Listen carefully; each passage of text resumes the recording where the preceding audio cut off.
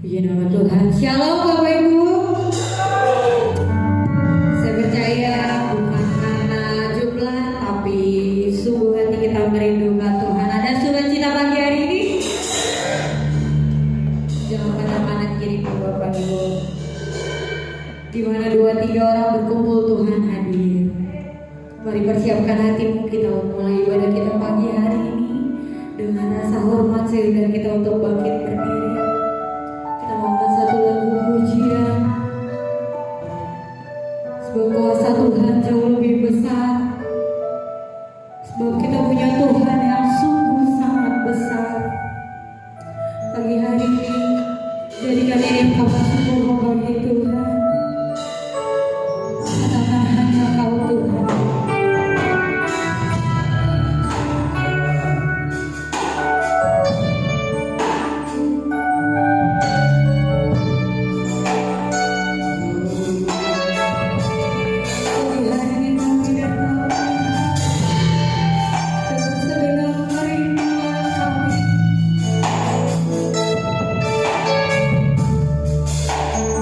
Hanya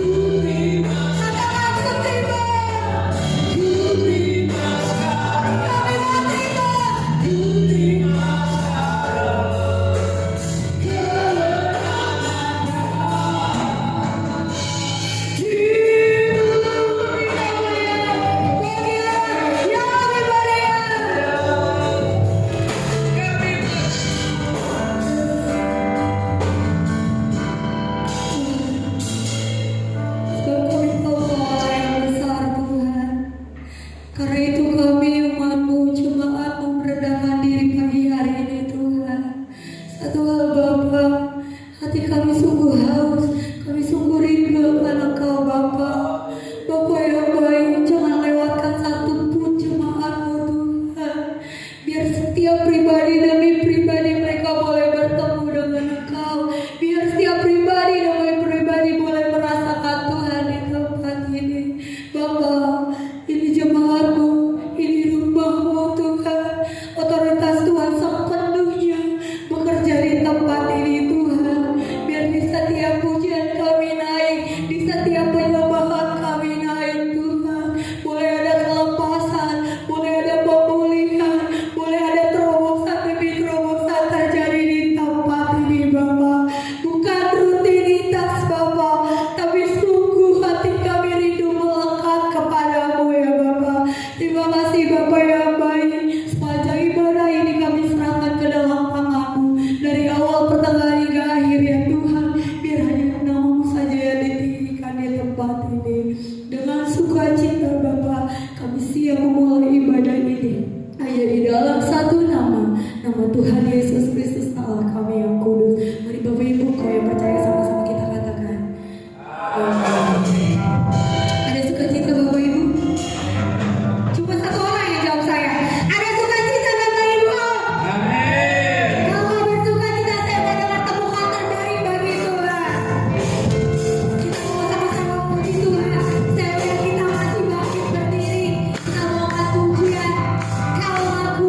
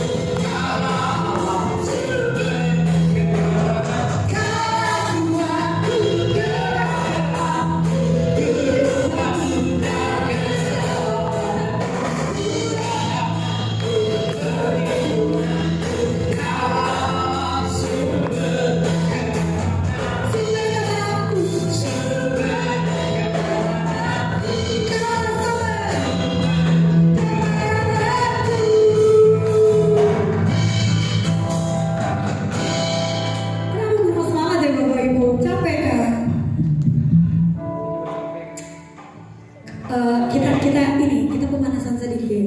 Kalau saya bilang haleluya, Bapak Ibu bilang puji Tuhan. Dari yang kanan saya dulu.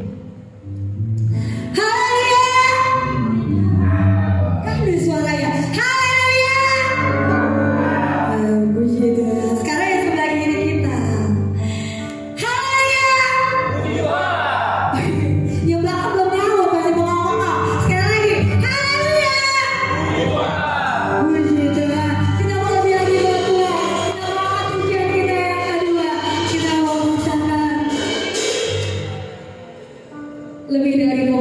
sebab kita lebih dari pemenang, sebab kita orang-orang yang telah ditebus Tuhan.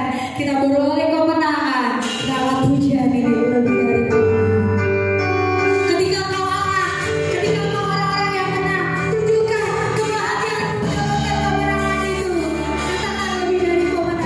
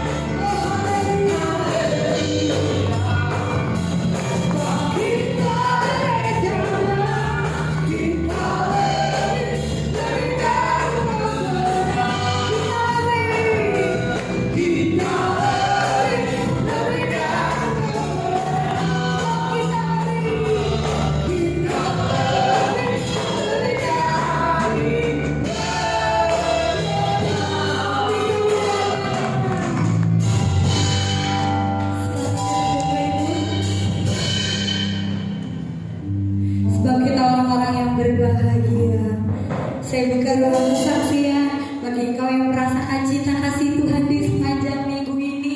Waktu dan tempat saya persilahkan. Sebelum kita mau angkat satu pujian, katakan ku berbahagia.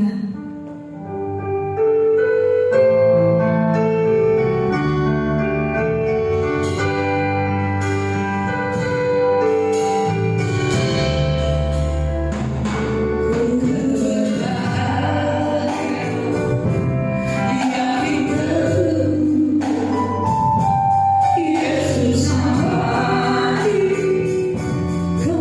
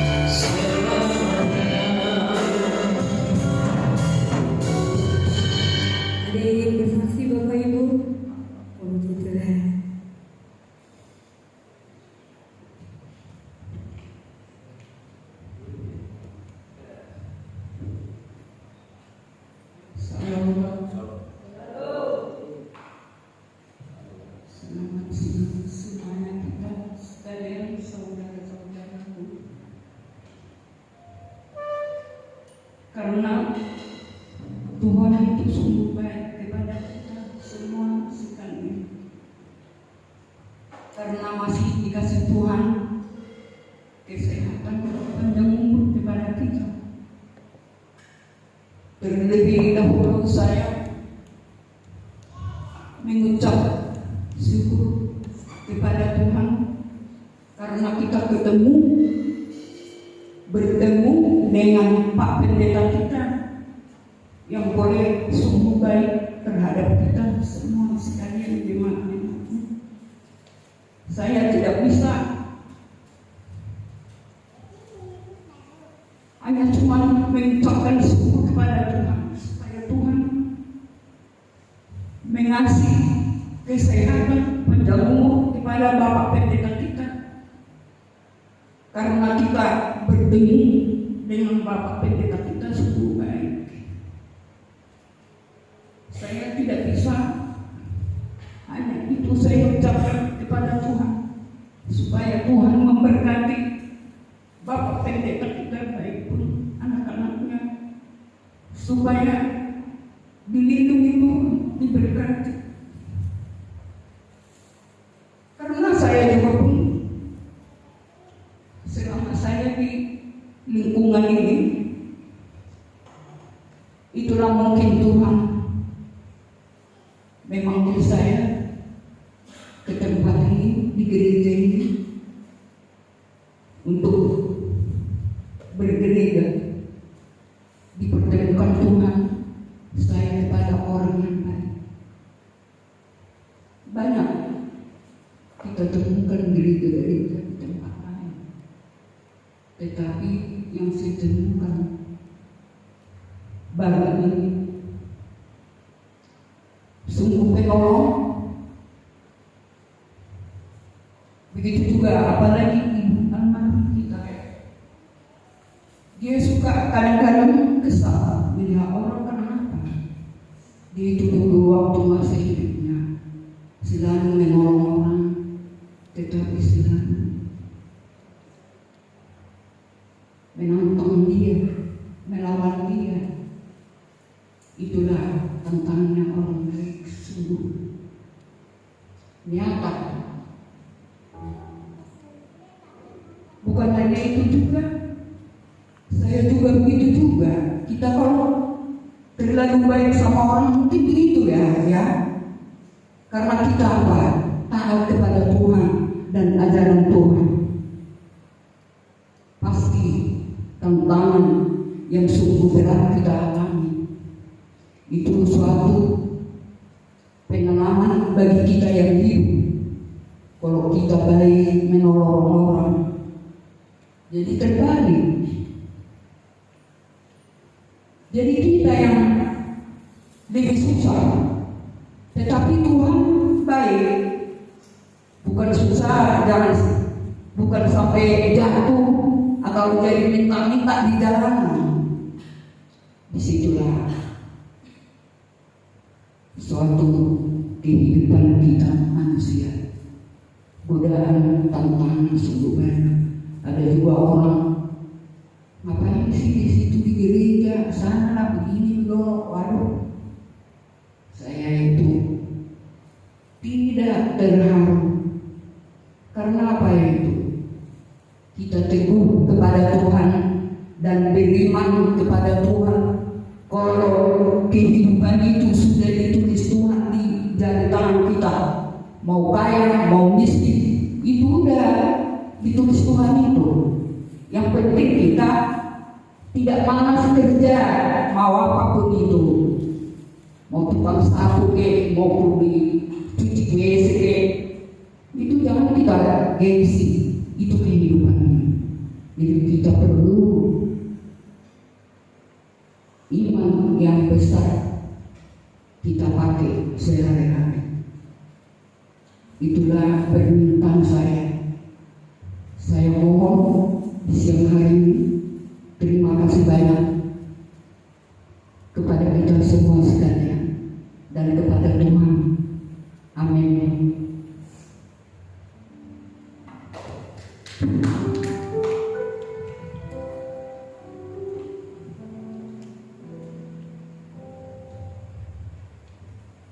Shalom Bapak Ibu Saudaraku kekasih. Selamat beribadah, Tuhan memberkati. Bapak Gembala dan Tuhan. Dan kami bersyukur dan terima kasih kepada Tuhan ya atas segala sesuatu untuk kebaikan Tuhan, Bapak Ibu Tuhan, Bapak Ibu Saudaraku. Bukan karena gagah kuat kami, namun semua itu ada kebaikan, anugerah, kemurahan Tuhan, Bapak Ibu Saudaraku. Percaya Bapak Ibu Saudaraku? Amin. Ya Bapak Ibu Saudaraku ya, Tuhan memelihara kehidupanku selama 1 minggu sampai saat ini. Kami merasa bersyukur dan terima kasih kepada Tuhan. Tuhan baik, sungguh baik bagi kita semua. Dan kami bersyukur dan terima kasih berkat yang diberikan Tuhan kepada kami ya selama 1 minggu, terutama kekuatan, kesehatan, dan belajar lebih memuji menyembah Tuhan karena kebaikan Tuhan, Bapak Ibu Saudaraku ya, dengan tidak kurang suatu apapun yang diberikan Tuhan kepada kami, Bapak Ibu Saudaraku ya. Dan kami pada pagi ini bisa bersama-sama beribadah untuk memuji menyembah Tuhan, bukan karena data kuat kami, itu semua kebaikan dan kemurahan Tuhan, Bapak Ibu Saudaraku ya. Sebagaimana kami ada saat ini juga ada kemurahan dan berkat Tuhan, Bapak Ibu Saudaraku ya. Dan pada hari Sabtu kemarin diadakan pemberkatan nikah saudara, bukan saudara-saudariku ya, mungkin anak-anakku ya, anak-anakku, karena anak-anakku sudah punya anak, sudah kuliah, sudah SMA, berarti ini anak-anakku.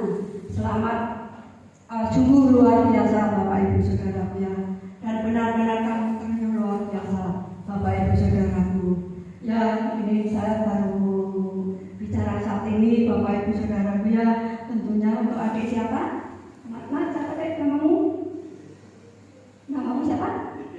Titi ya. Nah itulah pengalaman saya demikian Bapak adikku ya. Memang kami dulu juga orang seberang adik anak-anakku ya, tetapi ya kita anak-anakku ya juga yang masih kecil-kecil, saya juga dipanggil Tuhan, mengikut Tuhan, menjadi milik Tuhan ya, bukan dari orang tua Kristen, tapi juga dari orang Islam, Bapak Ibu Saudaraku ya. Jadi memang aku titip ya, mengikut Tuhan Yesus itu tidak mudah, tidak gampang ya, selalu ada tantangan ya Mas ya. Tetapi jangan khawatir, karena anakku sudah diselamatkan oleh Tuhan ya, sampai saat ini sudah milik Tuhan, sudah menjadi milik Tuhan seutuhnya anakku dan saudaraku ya. Dan saya bersyukur dan terima kasih ya. Memang banyak tantangan, tetapi tidak semuanya tidak mustahil bagi Tuhan. Tuhan selalu ada di dalam kehidupanku, di dalam kehidupan saudara-saudaraku, di dalam anakku selama-lamanya ya. Itulah semua kemurahan Tuhan.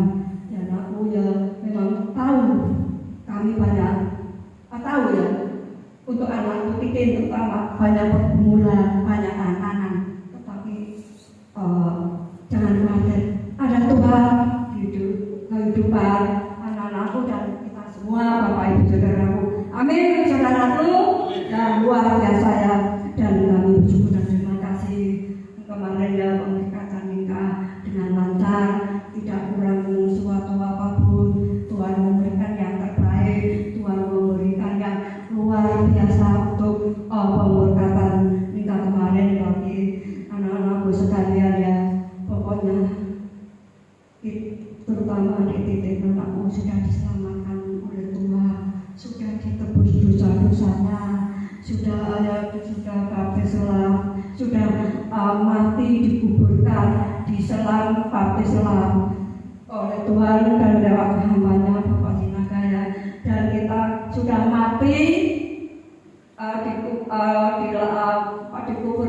dalam kolam renang, tetapi hati anakku sudah dibangkitkan oleh Tuhan yang luar biasa. Ya, amin. Anakku Titin luar biasa ya. Ya, saya merasa bersyukur dan terima kasih juga apa ya, anakku juga ya, dan istri suami saling mengasihi, saling menghargai. Adalah di dalam kehidupanmu banyak ya damai sejahtera kita jalani di dalam nama Tuhan Yesus ya. Anak-anakku Titin maupun siapa Pak, supaya saling mengasihi, saling menghargai. Ya memang banyak tantangan. Kata-kata ada kecil keributan, tapi jangan dibesar-besarkan. Saya alaminya lebih dulu. Saya begitu ada tantangan, terutama istri saya ya ibu ya, banyak tantangan dari suami. Tapi saya tidak khawatir dan khawatir ya.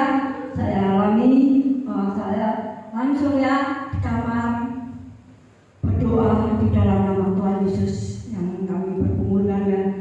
Tetapi kita selalu jalan perdamaiannya. Jadi apa masalah-masalah itu dihentikan lewat doa-doa kita yang mau selalu memohon doa, minta kepada Tuhan ada kedamaian di dalam kehidupan kita. Bapak Ibu Saudaraku, dan saya bersyukur dan terima kasih, dan saya akan membawa pujian khususnya untuk anak Titin dan anaknya. Saya akan membawa pujiannya. Oleh karena kemurahan Tuhan ku ada sampai hari ini. Oleh karena kebaikan Tuhan janji-Mu terjadi bagiku. Ku sembah Kau Tuhan, Kau mengangkat tanganku, setianya Kau ajaib bagiku. Sembah Kau Tuhan, Ku mengangkat tanganku, setianya Kau hebat bagiku. Itulah pujian khusus untuk anak Titin Tuhan. Puji Tuhan. Doa yang sama juga buat Abah dan juga Mama Tua. Tapi sebenarnya tadi saya berharap harusnya pengantin baru kita yang banyak berdoa. Cuma ya udah apa. Masih ada yang ingin bersaksi Bapak Ibu? Atau ada yang mau disampaikan? Kalau memang sudah tidak ada, kita mau membawa korban syukur kita yang pertama. Yang bertugas saya undang ke depan, pimpin kita dalam doa.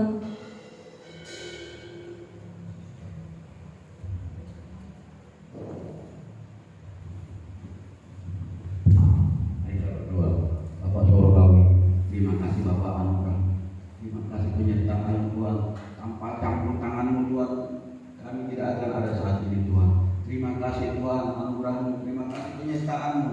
Kau kenyangkan umur kami yang panjang hingga kami ada saat ini Tuhan. Terima kasih semua pertolongan dalam hidup kami Tuhan. Tuhan, kami sebentar lagi mau menabur benih-benih kami Tuhan. Berkatilah benih-benih kami yang akan kami tabur Tuhan berlipat kali ganda dan bertumbuh berbuah. Terima kasih Bapak. Terima kasih Yesus. Kami siap menabur. Haleluya, haleluya, amin. Amin. Sambil bersebar di jalan kita mau angkat pujian Tuhan Yesus baik.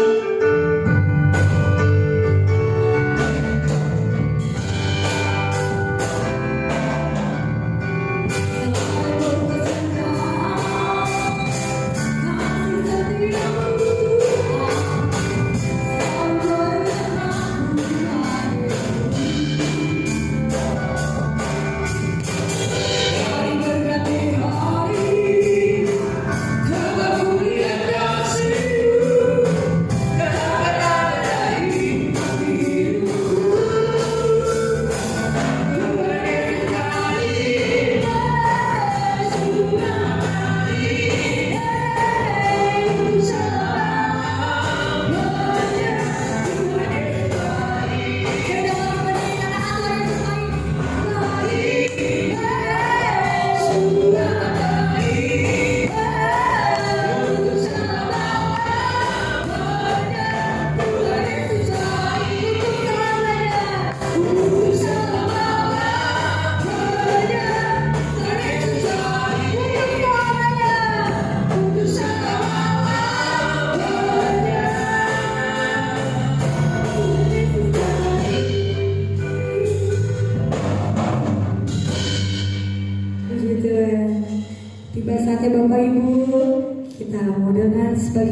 guna dari firman Tuhan.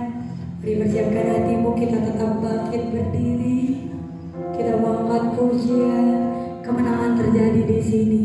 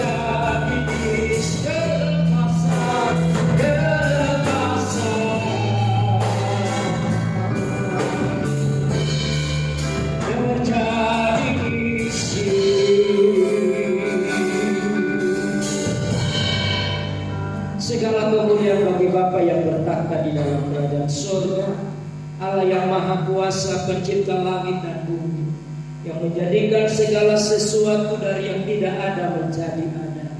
Kami bersyukur buat siang hari ini. Oleh anugerah Tuhan masih memberi kesempatan dan waktu bagi kami untuk datang bersekutu memuji dan menyembah Tuhan. Kami serahkan Tuhan, biarlah doa pujian penyembahan kami, Tuhan berkenan, Tuhan ditinggikan, Tuhan diagungkan di dalamnya. Kami berdoa kehadiran-Mu nyata melawan setiap kami. Urapi kami semua yang hadir hari ini. Jikalau sebentar kami akan mendengarkan firman-Mu, ya Tuhan, berikan kami hikmat dan pengertian, supaya kami mengerti apa yang menjadi isi hati Tuhan kepada setiap kami. Pengurapan-Mu nyata atas kami Tuhan, khususnya hamba yang akan menyampaikan firman-Mu. Urapi hamba-Mu, bukan kuat, bukan gagahnya. Biarlah setiap kata dan kalimat yang keluar dari mulut bibir hamba-Mu ada kuasa, ada otoritas ilahi yang dimanifestasikan melalui kata dan kalimat yang keluar daripadanya, memberkati setiap kami. Engkau tahu kebutuhan jemaat-Mu yang hadir hari ini. Engkau tahu apa yang sedang mereka cari. Engkau tahu apa yang mereka perlukan. Firman-Mu berkata, marilah kepadaku semua letih lesu dan berbeban berat. Engkau berjanji Tuhan akan memberikan lepasan, akan memberikan lega, akan memberi damai dan sejahtera kepada setiap kami. Kami berdoa biarlah Roh Kudus mengurapi setiap kami. Segala kuasa-kuasa roh jahat yang mau mencuri, mengambil konsentrasi kami untuk mendengarkan firman dengan kuasa dan otoritas yang daripada Tuhan, kami melawan, kami mengusir Engkau di dalam nama Yesus. Kami berdoa, ya Bapa, utuslah Roh Kudus-Mu, malaikat-Mu menjagai kami semua, sehingga pada hari ini ketika kami pulang ada sesuatu yang kami pegang, karena firman-Mu akan menjadi pelita bagi kaki kami, terang bagi jalan kami. Berfirmanlah kepada setiap kami, karena kami sudah siap mendengarkannya. Dalam satu nama yang ajaib, nama di atas segala nama, dalam nama Tuhan Yesus Kristus, kami siap menyambut firman Tuhan. Haleluya. Yang percaya kita katakan amin. Puji Tuhan. Silakan duduk Bapak Ibu Saudaraku sekalian. Shalom. Apa kabar semuanya? Yang biasanya dimatikan ya. Kalau yang ini jadi mati, ini tidak dapat apa berisik.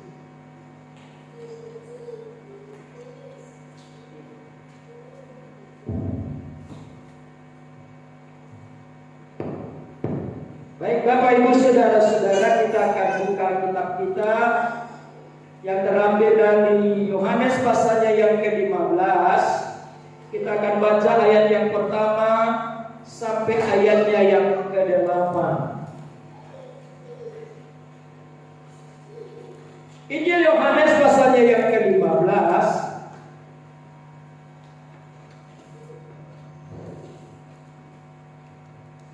ayat yang pertama sampai ayat yang ke-8. Adapun tema khotbah kita pagi ini adalah Tuhan memanggil kita untuk berbuah. Tuhan memanggil kita untuk berbuah. Mari Bapak Ibu jemaat yang Tuhan Yesus kasihi, kita akan baca bersama-sama karena iman timbul dari pendengaran dan pendengaran akan firman Tuhan. Sekali lagi, Yohanes pasalnya yang ke-15 ayat yang pertama sampai ayat yang ke-8 menjadi tema firman Tuhan, menjadi dasar daripada berita firman Tuhan bagi kita sekalian. Kita akan membaca, saya jemput jemaat Tuhan sekali lagi untuk kita bersama-sama berdiri. Kita baca dengan suara yang keluar, jangan bisik-bisik ya. 1, 2, 3. Akulah pokok anggur yang benar, dan Bapakulah pengusahanya. Setiap ranting padaku yang tidak berbuah dipotongnya, dan setiap ranting yang berbuah dibersihkannya, supaya ia lebih banyak berbuah. Kamu memang sudah bersih karena firman yang telah kukatakan kepadamu. Tinggallah di dalam aku, dan aku di dalam kamu.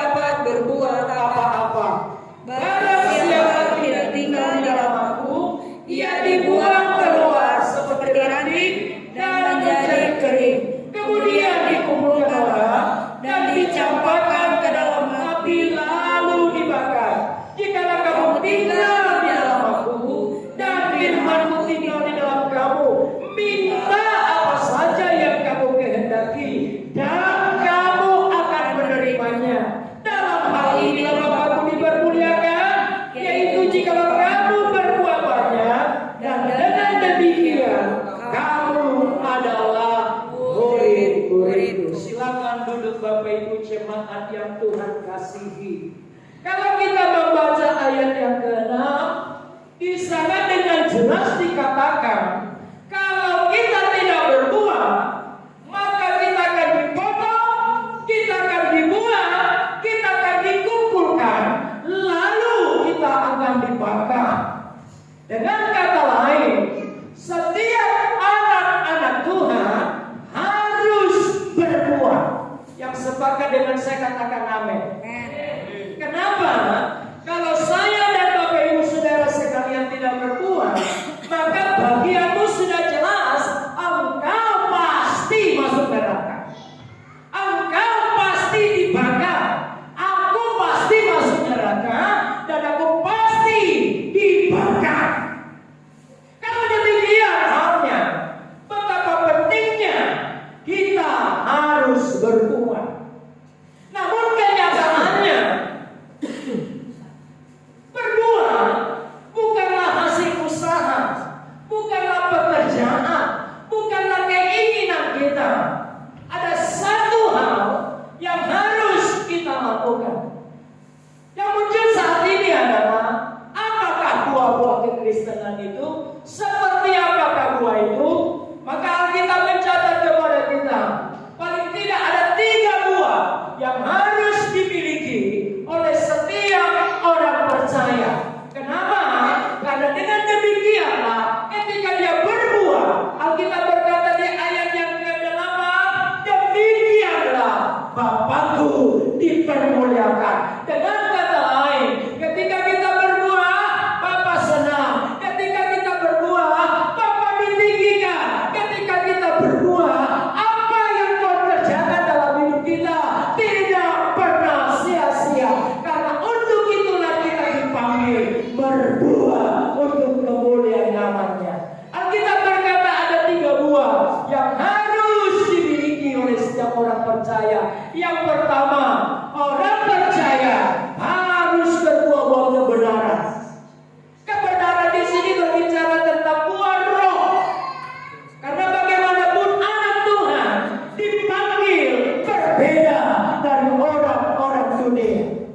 Jadi anak Tuhan harus berbuah. Yang pertama, miliki buah-buah roh dalam kehidupanmu.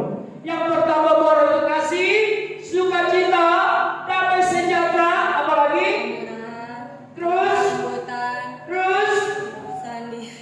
Wah, macet.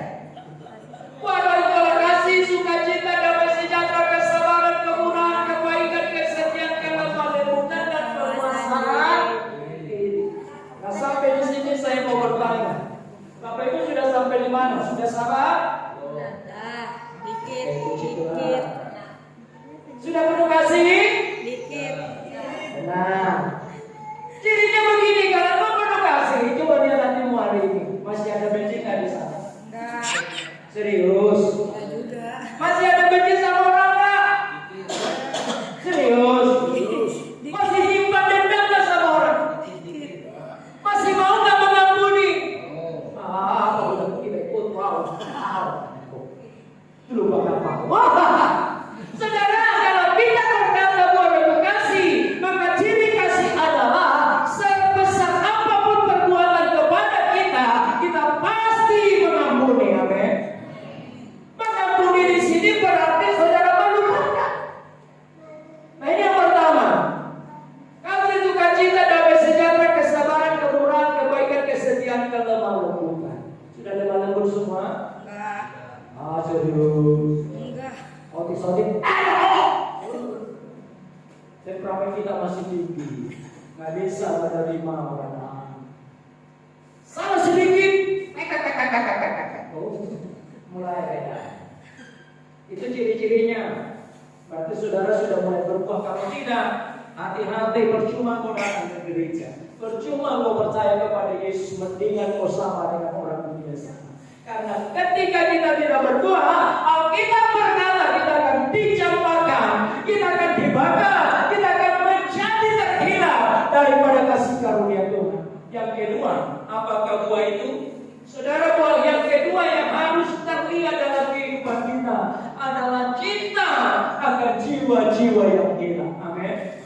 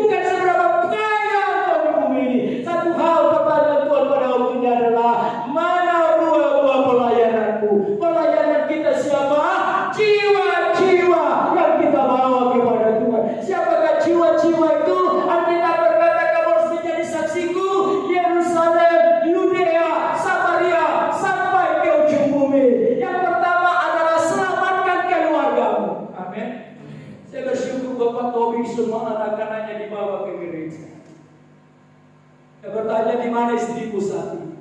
Di mana suamimu saat ini? Oh, kerja Bapak Pendeta, cari duit terus.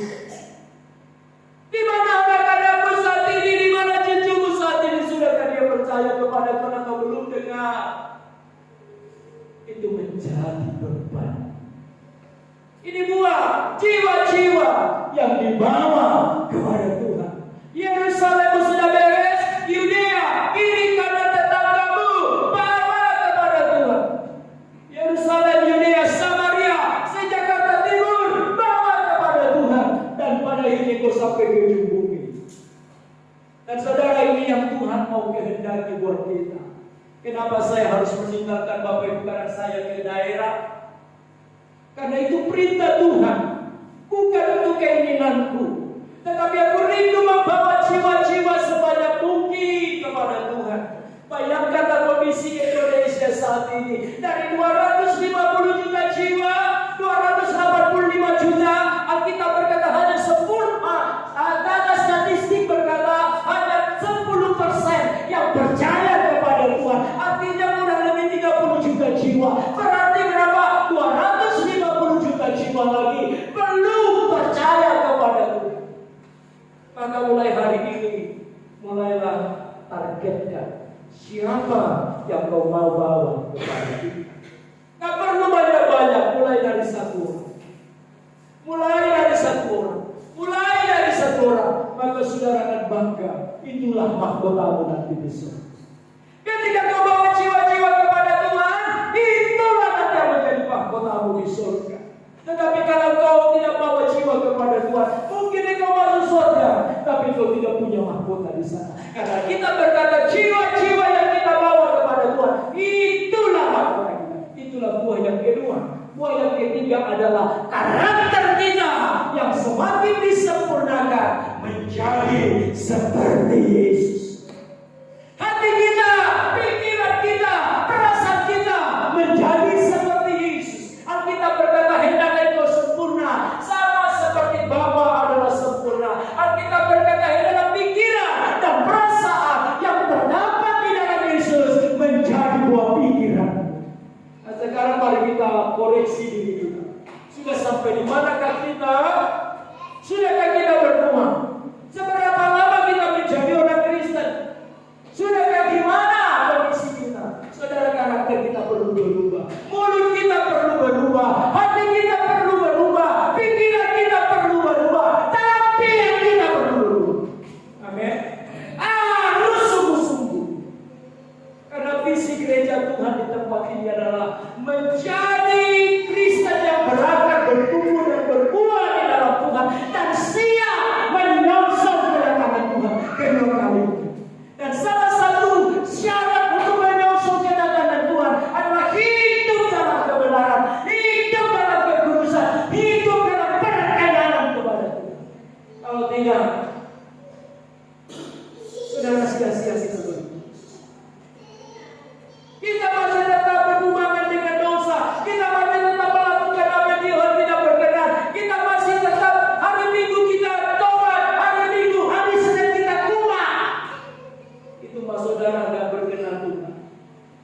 Tuhan mau semakin hari semakin kita dibentuk.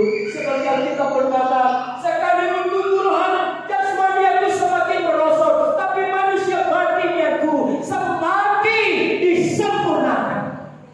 Dan saya percaya engkau tidak mencari kemuliaan manusia, engkau menyenangkan hati Tuhan.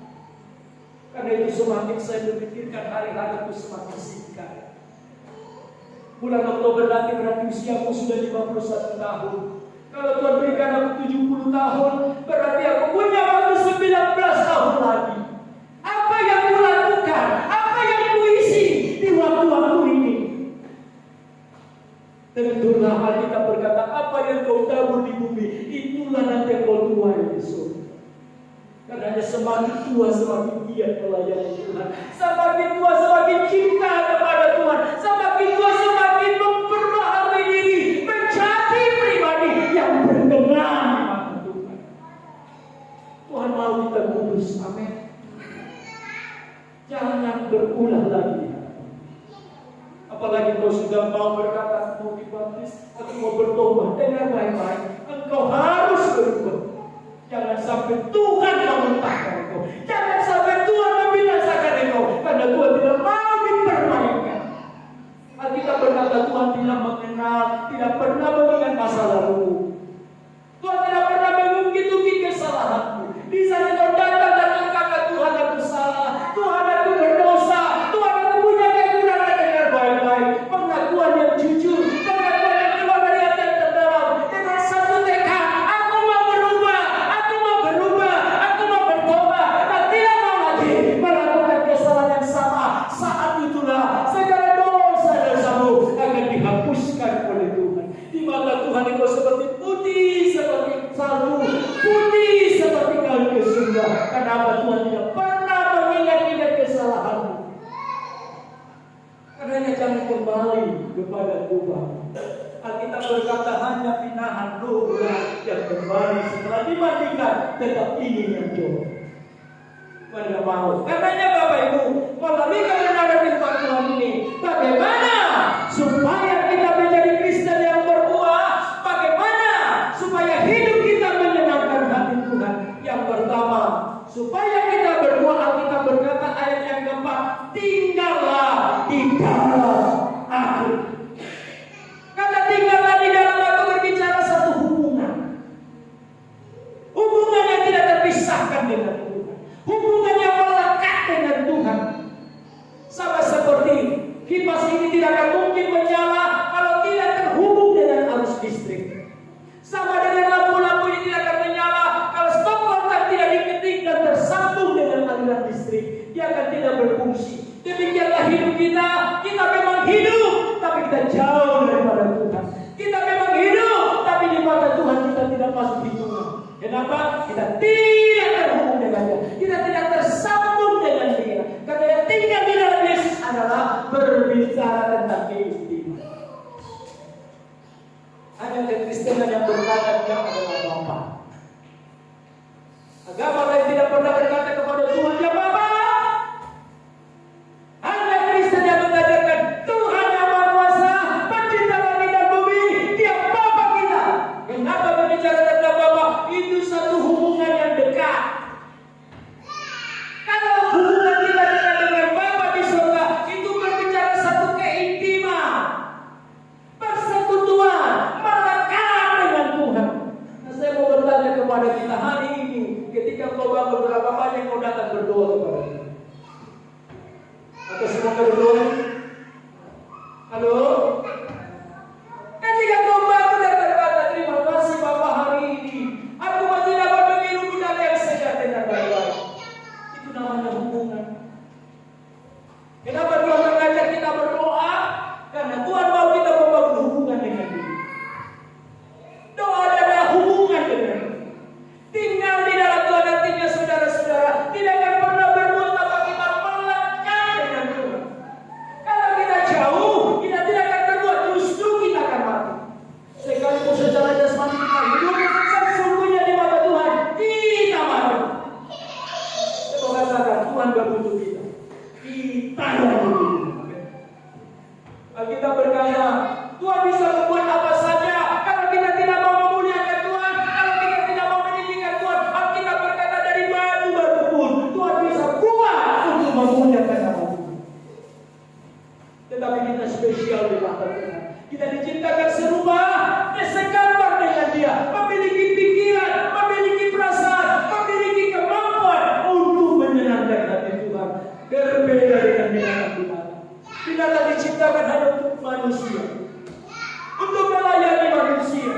Pohon-pohon, matahari, bulan dan segala isinya diciptakan untuk melayani dan menyenangkan manusia. Tapi manusia diciptakan Tuhan untuk melayani, untuk menyenangkan Tuhan. Dan saya baca kitab Kejadian, betapa mulianya kita diciptakan oleh Tuhan. Kita tidak perlu capek, kita tidak perlu lelah, kita tidak perlu bekerja keras.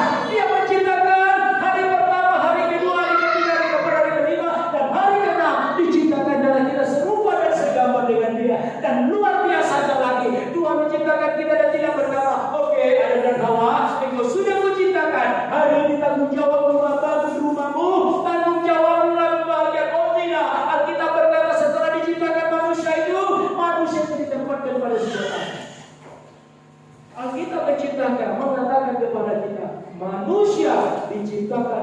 sungguh amat baik.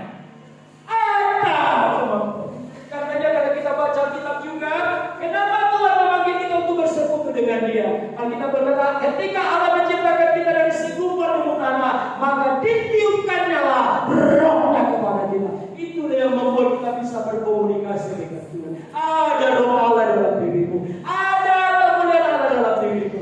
Itu yang membuat kita bisa mengerti kehendak Tuhan, mengerti perasaan Tuhan, mengerti maunya Tuhan. Itulah satu hubungan. Saudara, kita akan berbuah adalah ketika kita dekat dengan Tuhan.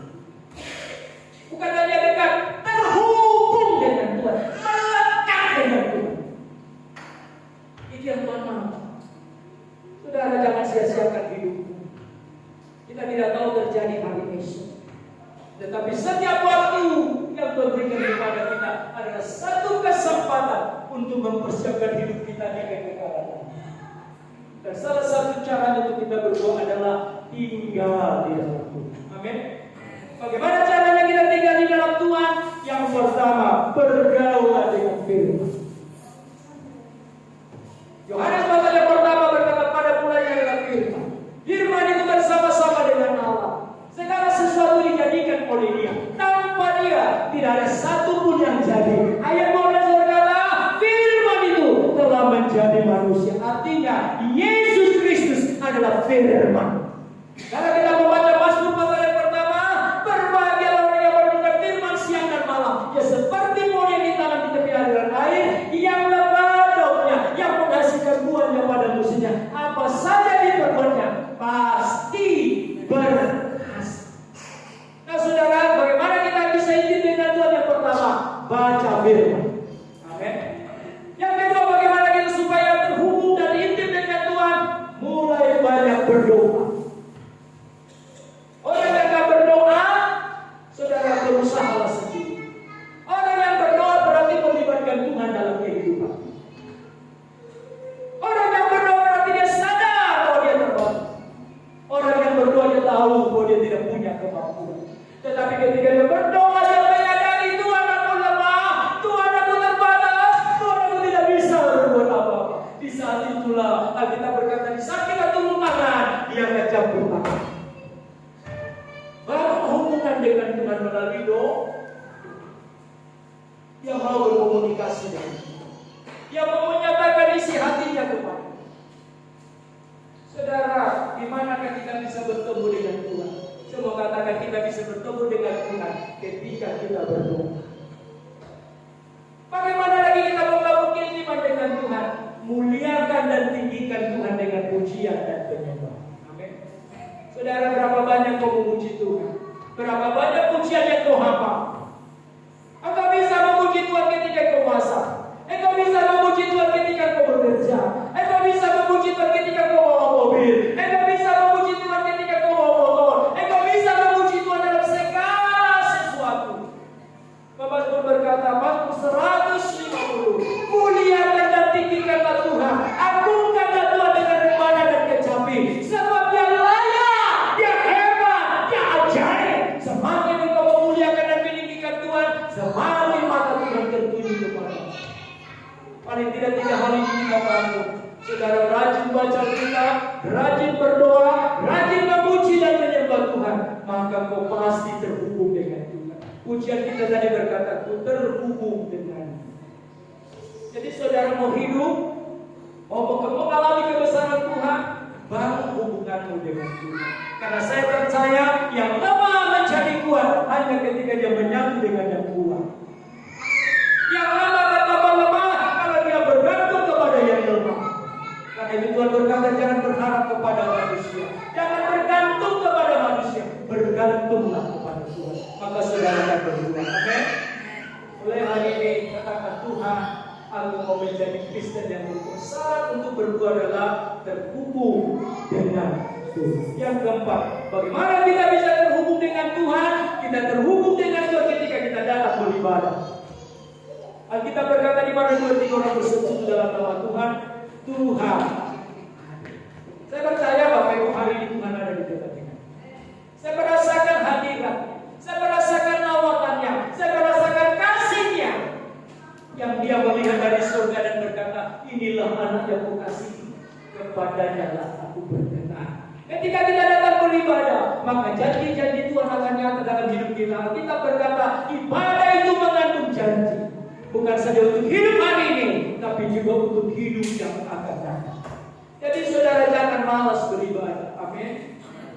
Jangan karena kau bahagia diberkati datang ke beribadah. Kalau masalah juga banyak kau datang beribadah. Dengar, Paulus berkata, apakah yang dapat memisahkan kita daripada Tuhan? Aniayakah, penindasankah, kemiskinankah, sakit penyakitkah? Dengar baik-baik. Jadilah seperti pemazmur yang berkata, hatiku bersuka cita ketika dikatakan orang kepadaku, mari kita pergi ke rumah Tuhan. Alkitab juga berkata, lebih baik satu hari di pelataran Tuhan daripada 1000 hari di tempat lain. Kenapa?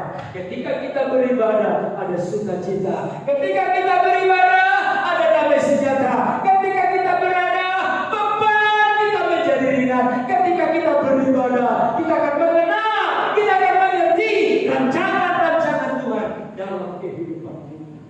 Jadi syarat pertama supaya kita berbuah adalah bangun hubungan yang intim dengan Tuhan. Yang kedua, bagaimana supaya kita berbuah? Ayat yang kedua, nah ini sakit di KPI.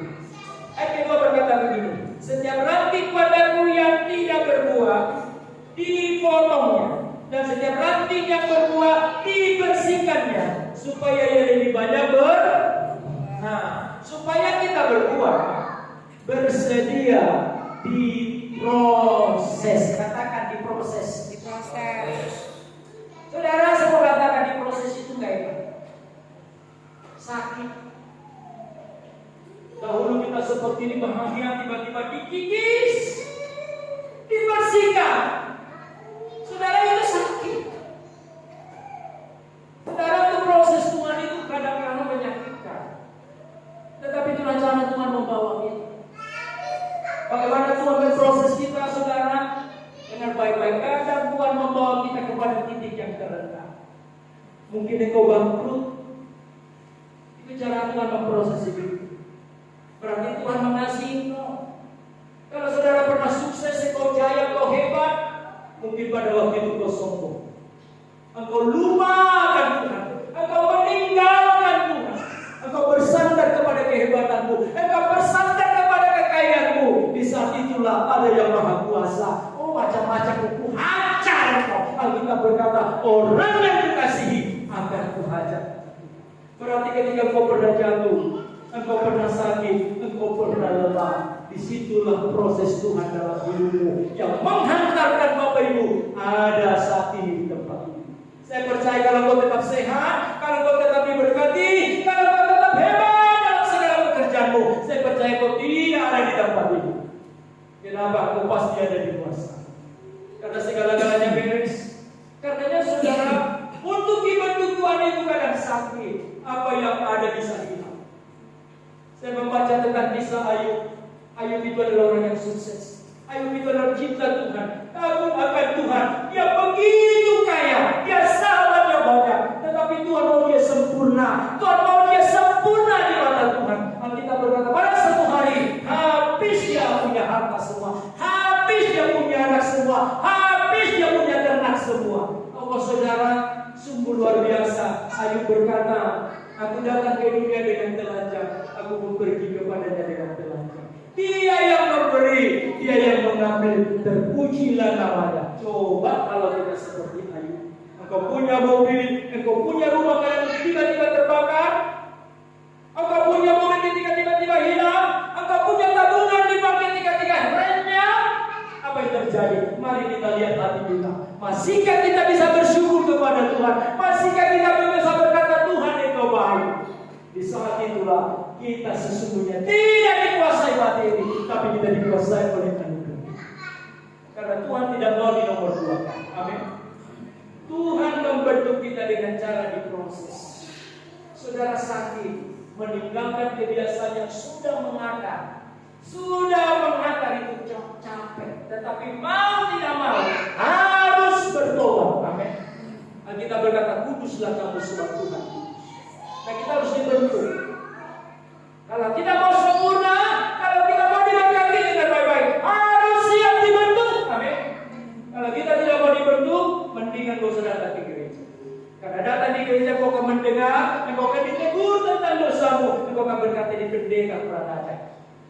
Dengar baik-baik, bukan pendeta menginginkan, tapi Tuhan mau kita bertobat. Kenapa? Dosa adalah penghalang rancangan Tuhan dalam hidup kita.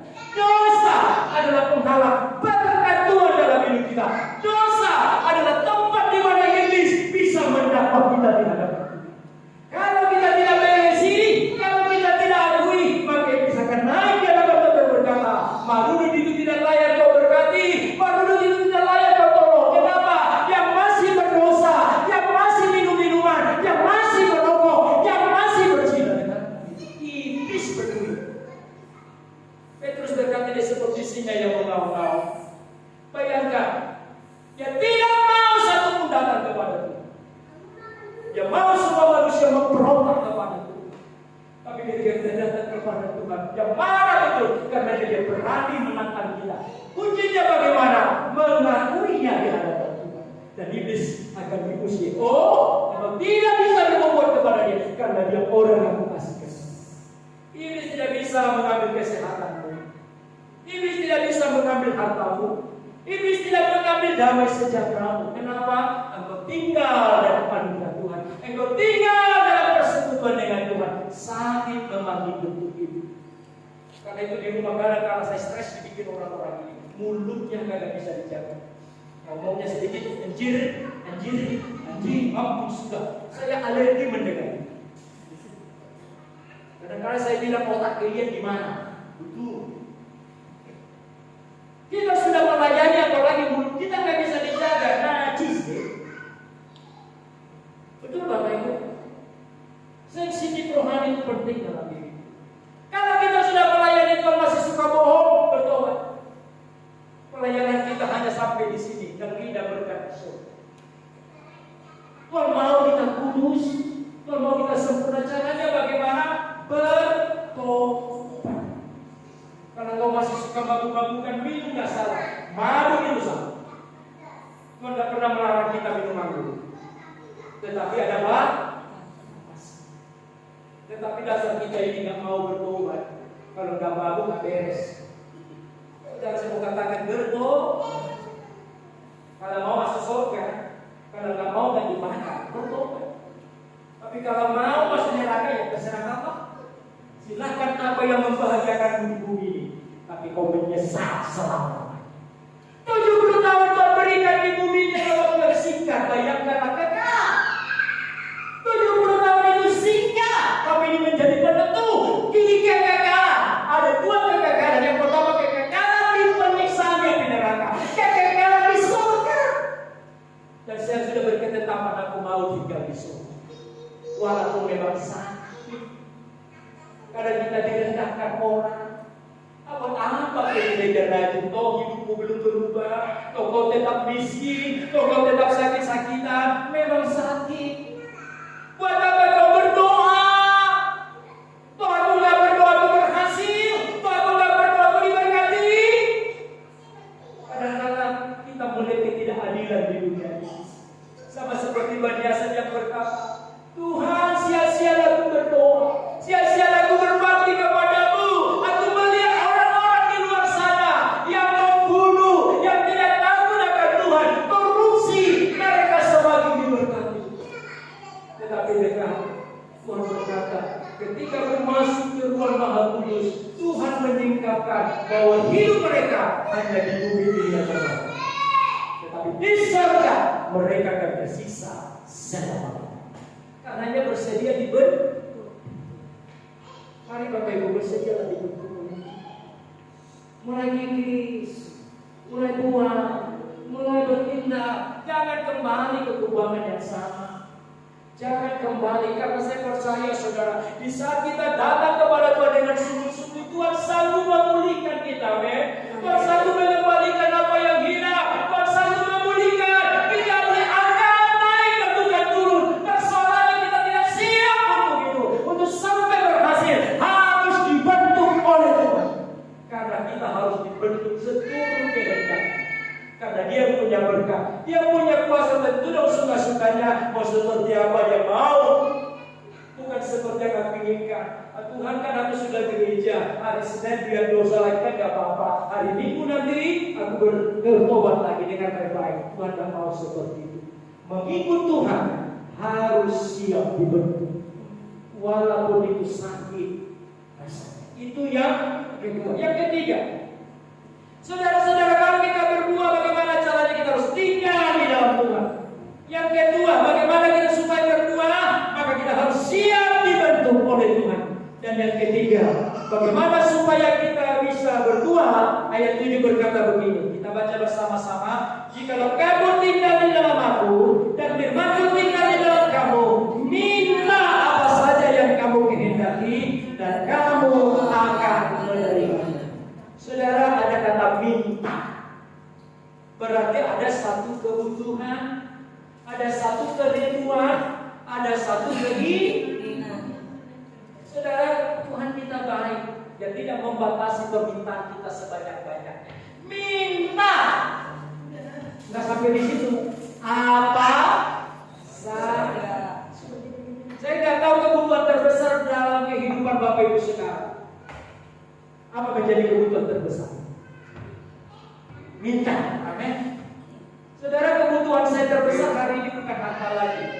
Dulu saya kebutuhan terbesar harus punya mobil, harus punya rumah, harus punya harta yang banyak. Tapi saat ini kebutuhan terbesar saya bukan itu lagi. Kebutuhan saya adalah bagaimana aku berkenan di hatimu. Bagaimana hidupmu berkenan di mata Tuhan. Itu kebutuhan terbesar hidupku saat. Karena kita tahu tidak lama lagi Dia datang. Nggak lama lagi Tuhan datang.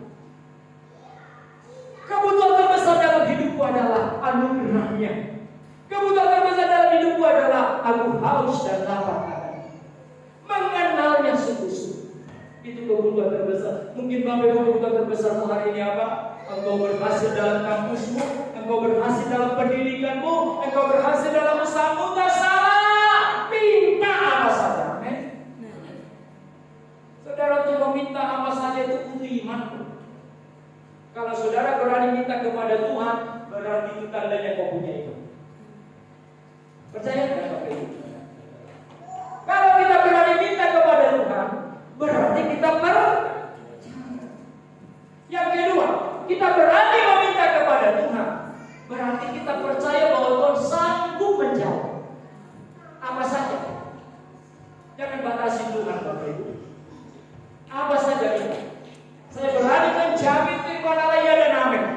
Tetapi persoalannya adalah tinggal di dalam, bersedia dibentuk. Lalu yang ketiga, oh, saudara, kita banyak posisi langsung lompat ketiga. Ya, doa kita banyak minta, tapi kita nggak berani introspeksi diri. Kalau kita mendengar satu pujian, pujilah aku Tuhan, cobalah aku Tuhan, selidiki batinku dan hatiku, mataku tertuju padamu. Berapa banyak di antara kita berani menyanyikan pujian ini? Ini pujian nekat. Coba saudara, ini pujian nekat. Pujilah aku, jangan nyanyi kalau nggak pulang diri kau puji nanti. Ini pujian nekat. Tapi kalau kita mau dibentuk Tuhan, aku akan mengalami pujian.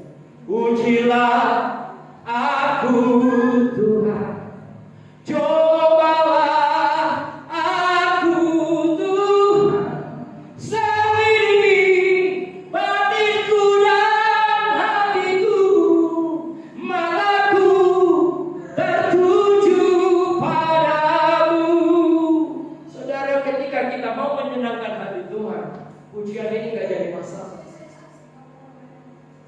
Dan berkata, selidikilah hatiku dan ketahuilah jalan-jalanmu ya Tuhan, apakah hatiku serong di hadapan.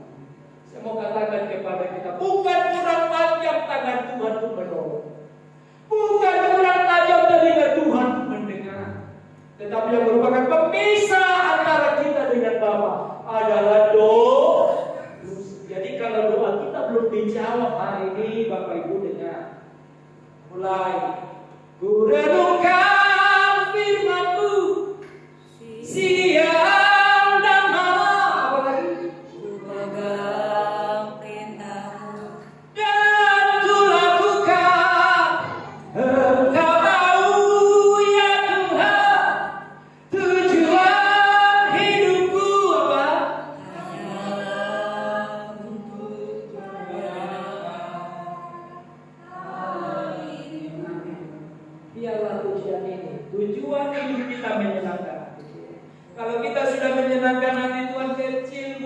memberkati hidup kita. Kalau kita sudah menyenangkan hati Tuhan, bayangkan surga nasi kita injak-injak. Di bumi ini sakit rambut susah kita dapatkan. Betul nggak? Hari ini Mas Meong udah turun. Tapi di surga Mas kita injak-injak, nggak berharga. Paulus berkata Allah akan memenuhi segala keperluan menurut kekayaan dan minta apa saja. Saudara mulai tulis, kirim sama Tuhan. Tuhan, aku mau seperti. Tapi sebelum saudara lihat itu, mulai dekat dengan Tuhan, karena Dialah sumber dari segala berkat. Yang kedua, bersedia dibentuk oleh Tuhan. Karena saudara ada dua sumber berkat di bumi ini, setan pun bisa memberkati. Percaya? Saudara, kalau kita masuk ke daerah Jawa, di sana ada Gunung Bromo. Orang banyak minta kekayaan di sana. Dan benar iblis bisa memberi kekayaan. Yesus pun ditawarkan, betul kan?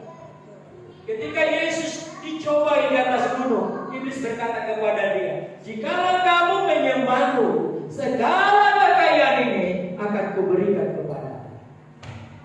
Tapi sayang, tidak bisa dinikmati oleh dia. Kenapa? Dia Tapi kalau berkat Tuhan beda. Kalau Tuhan sudah memberkati kita, dia tidak pernah mengungkit-ungkitnya. Saya pernah saudara dulu melayani. Ketika saya masih muda melayani seorang, apoteknya sangat banyak di Jakarta ini. Dan satu anaknya stres, perempuan cantik, tapi saudara dikasih mobil, dikasih kebutuhan. Dulu tinggal bersama kami ketika saya masih muda. Suatu hari ketika kami berdoa, Tuhan katakan kepada kami, dia ini ditumbangkan oleh orang tua. Mau nggak sembuh? Orang tuanya berkata, biarkan saja begitu. Dia nggak mau anak cantik Bapak Ibu. Suatu saat dia kumat di rumah, saya mau dicekik sama dia. Bayangkan, cekik itu tenaganya luar biasa. Perempuan. Tetapi saya bersyukur. Orang sudah datang semua, jauh, awas. Namanya gila. Tapi saya bersyukur Tuhan berkata, gunakan otoritas yang ada pada. Waktu itu saya pegang lidahnya, darah Yesus berkuasa. Dia langsung. Saudara, orang tuanya nggak mau dia sembuh. Kenapa? Ada teken kontrak, ada harga. Jadi kalau iblis memberkati kita, ada tumbang. Tapi kalau Tuhan memberkati kita, bukan kita yang memberi tumbang, Tuhan yang sudah menjadi tumbang. Ada amin? Dia rela mati untuk kita, dia rela berkorban untuk kita, dia curahkan darahnya untuk kita. Saudara nggak pernah berdarah-darah buat Tuhan betul. Tapi penyembah-penyembah berhala, mereka bertumbangkan manusia untuk menyenangkan hati Tuhan. Baru-baru ini saya membaca sebuah kitab. Bagaimana di daerah Jawa, saya tidak sebut tempatnya, ada sebuah gereja setan di sana. Saudara-saudara, dalam ibadah mereka ada darah yang ditumbangkan untuk menyenangkan setan-setan itu. Ada bayi yang dikorbankan untuk menyenangkan setan-setan itu. Tuhan tidak minta apapun dari kita. Bahkan persembahan ini pun tidak Tuhan minta kepada kita. Dia hanya minta hati kita. Dia hanya minta hati kita.